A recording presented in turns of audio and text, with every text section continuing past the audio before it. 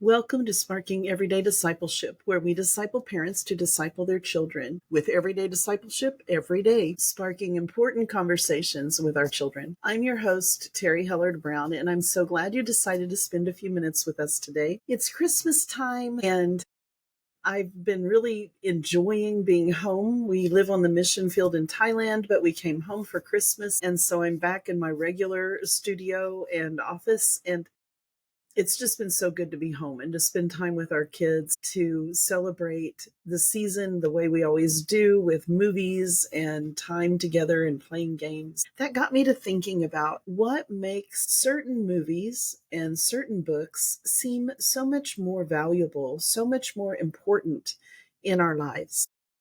As we are thinking about discipleship and creating family culture that we want in our homes, what can we do to make that more meaningful and be more of what we want to create for our children and for their futures? So I was thinking about the movies because we have certain ones that our family loves to watch. There are some that I enjoy watching because of my childhood that my kids have never really enjoyed all that much. The reason is, for one thing, the nostalgia that we feel when we read a story like The Chronicles of Narnia, and we've read it many times with our children. There's nostalgia there as well as enjoying the good story, but there's nostalgia and memories. And when we watch movies over and over every year at Christmas, there's nostalgia, even if it's Die Hard, that some people say is a Christmas movie. I guess there can even be nostalgia there because it's something that you do over and over and you remember. This is a part of what makes our Christmas Christmas. So there's nostalgia. There's some sort of a connection to that movie or that book. And memories, of course, goes right along with nostalgia. And the way that memory comes into it and making it a memory is that often when we're reading a story or watching a movie, we make it an event. We make it have some meaning beyond just we're watching this movie and eating popcorn or cookies or whatever. We do that with our bedtime stories. It's an event. We know this is bedtime. We're going to come together, read a story, do a devotional, pray together, or whatever. We make that a special event, and it develops a memory in our minds that has emotion connected to it, that has a good feeling connected to it. A lot of people have quoted over the years that may not remember what you say, but they will always remember how you made them feel. And it's the same way with a movie or a book. We may not even remember the whole story, but we remember how it made us feel to watch it together with our family or to enjoy that movie together. Now, that also brings in a third point, and that is the emotional response. Sometimes a book or a movie carries weight with us because it caused us to have an emotional response to it. Now, most of the time we're thinking of positive emotional responses. Maybe we want to cry, or maybe we feel warm inside. It made us happy to watch that movie. I think that's why some people like Hallmark movies so much, is because they're very emotionally driven, relational. There's always a love story. I'm not a love story kind of person. I'm more of an adventure kind of movie watcher person, but I can see where that emotional appeal is part of what makes Hallmark so popular with a lot of people. Now, there are some movies I'll watch on Hallmark that just hit me just right. I love the ones with time travel for some reason. I've always been a sci-fi person, so I love the time travel ones, and the ones that have more than just the typical fall in love, then they misunderstand something and get really mad at each other and don't talk about it. They just walk away in a huff. And then the person's got to figure out why the other person is so upset. Those drive me crazy. Those are not my thing. However, I've noticed this year with some of the movies, it seems that Hallmark has changed their ways a little bit. So they may have a little misunderstanding, but they talk it out. Or they may say, I need the minute, I need some time, and they walk away temporarily, but then they come back and talk to one another. And so it's more realistic, I guess, as realistic as a Hallmark movie can get. And they're doing a little better with that. But all that to say, if we watch a movie or we read a book and we have an emotional response to it, it's like it's imprinted in our mind. It becomes a part of us. So there's this connection that we have with the book. I was reading one today that just, wow, it just hit me. It's a nonfiction book. It's dealing with theology, but wow, I just had such a response to it. Emotionally, it's hit me right in the heart, in the very center of who I am as a Christian. It just spoke to me. And I can't wait to finish reading the book because there's that emotional reaction to it. So, when we're thinking of gifts for our children, or we're thinking of creating family time together or family memories where we can help to build something that our children will want to come back to year after year. And when they have children, they're going to want to share that with their children. These are some of the things we might want to think about. What makes it nostalgic for us? What is that connection we had? What is the memory tied to it? What did we do? How did we make it an event or something that was memorable? And then what is our emotional response? And why is that book or that movie important to us? Because of how we connected to it emotionally. And then, of course, we need it to be a good story. We need it to have some value. There are so many, especially around Christmas time, Christmas movies that are just, they're just so. And there are some that have such great stories. We need to hunt those down and help our kids to see those. I love A Christmas Carol by Charles Dickens. It was one of the first stories that ever brought sentimentality, charity, giving, those kinds of concepts into the Christmas season, into the Christmas celebration. So that's why often he's referred to as the father of Christmas. And I love that. I love that it has brought that idea of Christmas as a time for giving. It's a time for making a difference in our world and for celebrating what Christ did for us and acknowledging that by giving to others. He was one of the first people to ever introduce that. He introduced that in his story. It became wildly popular and sold out, and he printed it again. Um, it, it just has been a life-changing story, but a long-lasting story because it's such a good story. And it was so unique too, because he says from the beginning that it's a holiday ghost story. And so it has that intriguing feeling to it that it's just not your average Christmas story. Now I think our stories from modern times have become too sentimental and too focused on the sentiment and not so much on the substance of a real story. Those are the ones that fall short. Now, there's some really great ones that have come out, storybooks and movies both, that are wonderful. And I have the calendar that you can download from this blog post, but it's also on my website that you can download, that has a bunch of books you can read for Christmas that have a little more substance to them, that are interesting, that will build faith and open conversations with your children. They're great for building discipleship because conversations are where the discipleship happens a lot of times. That's what we want to look for when we're thinking about Christmas gifts, when we're thinking about spending time with family, and the movies we're going to choose and the books we're going to choose. These are the kinds of things we need to think about. We don't want to just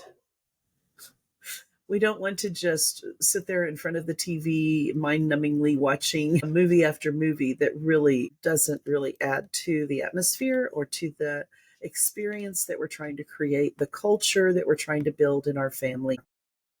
Some movies, let's just face it, are quite terrible.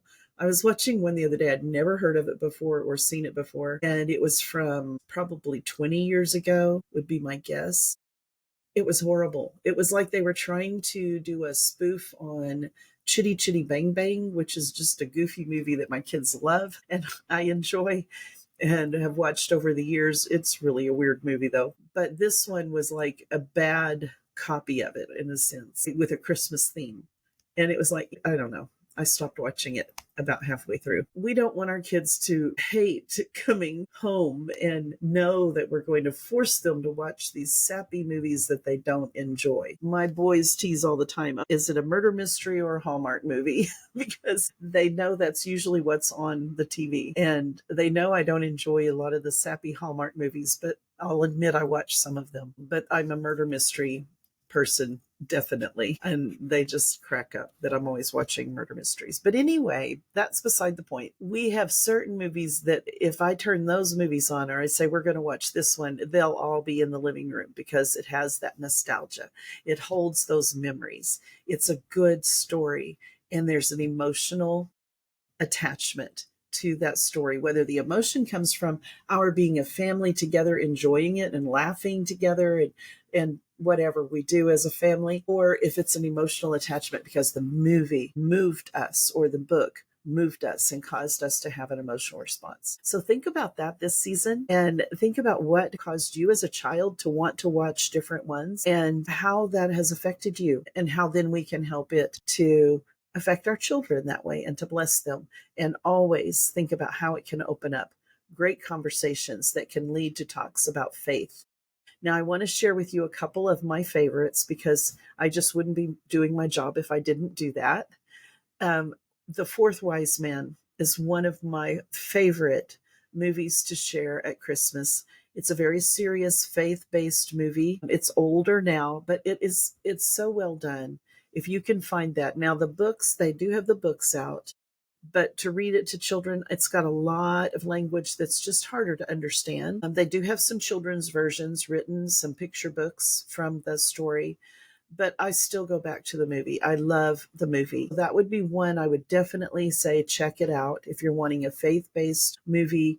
Not a biblical movie. It's extra biblical, of course, because it's nothing to do with the scriptures in the sense that there's no mention of this fourth wise man. But the point of the story is amazing.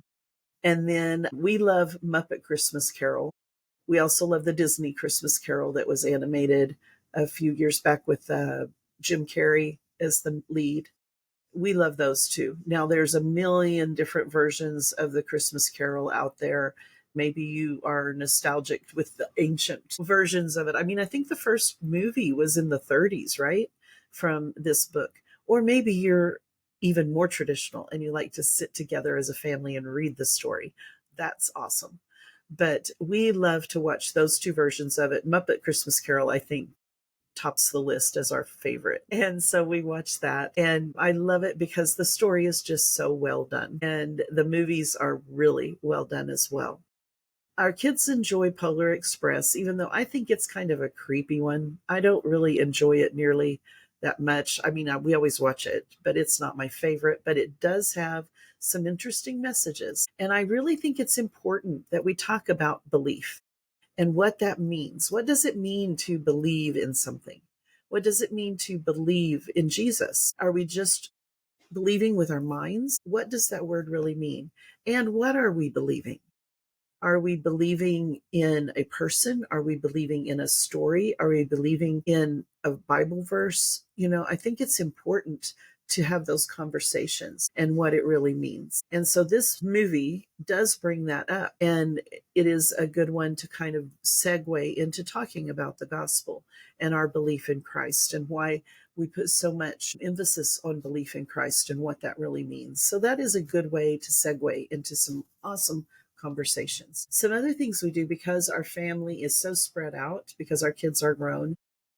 And my husband and I live in Thailand. Two of our kids live in Oklahoma and two live in California. So when we get together, we have to watch other favorites that are not holiday based, like Back to the Future. We play certain games as often as we can when our kids come together. We get together and play games, and there's certain games that are our favorites. We have certain games that we play at Christmas that are our extended family as well as our immediate family's favorite.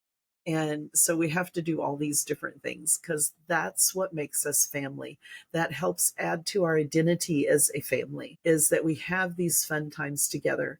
And inevitably, when we're having fun and we're all relaxed and enjoying that time together, great conversations happen. And so that's why I also have the conversation cards that we have, the D squared discipleship decks, because when we can open up fun and interesting and deep conversations, we affect each other's lives and we help each other to grow closer to God and to each other. So I encourage you this season to think through what we're sharing with our kids, why we're sharing them, and how it can be more meaningful to our kids as we create the family culture we desire and as we help our children understand what it means to follow Christ. So I hope this encourages you. And if you have any questions or comments, please feel free to put those in the show notes. Below there is a place for comments. We try to respond to every comment and question, and we just love to hear from you. So let us know what you're thinking. What's your favorite Christmas movie or your favorite Christmas story that you love to share every year with your family? Of course, we know most of you probably do like we do on Christmas morning, and we read the account from Luke 2 and Matthew 2, where we hear the story from the Bible that is the birth of Christ and then the coming of the wise men, or maybe you wait to do the coming of the wise men till later. But we share that story together. And there have been times we've had people in our home who are not yet believers, and we get to sit there. We have a captive audience to share the story of Jesus with them. And I love that. And they see that it's important, that it's central to our family. That's important for people to see. That's important for people to know. Whether they become believers or not, they see that it's a genuine thing for us, that it's the center of our family culture. So what other stories do you read? What books do you love? What movies are on the top of your watch list this Christmas? If you need more suggestions, reach out. I've got a bunch of suggestions of the movies that I love for Christmas and that we watch. I would love to share those with you. I have a whole basket in front of our fireplace, as you probably know if you've followed me for very long, of Christmas books, from novels to picture books and even devotionals. And so we have all of those. That we don't go through all of them, but we do spend time reading different ones on our own and then read some of them together. And yes, I do make my adult children sit and listen to picture books. And you know what? They love it. They enjoy it. And so we've always made that a part of what we do.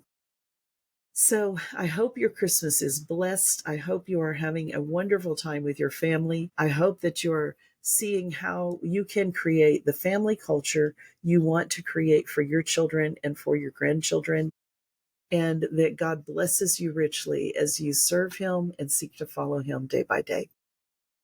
And most of all, we pray you feel empowered, equipped, and encouraged to walk by faith and to embrace everyday discipleship every day with the people in your life. Merry Christmas, and God bless you.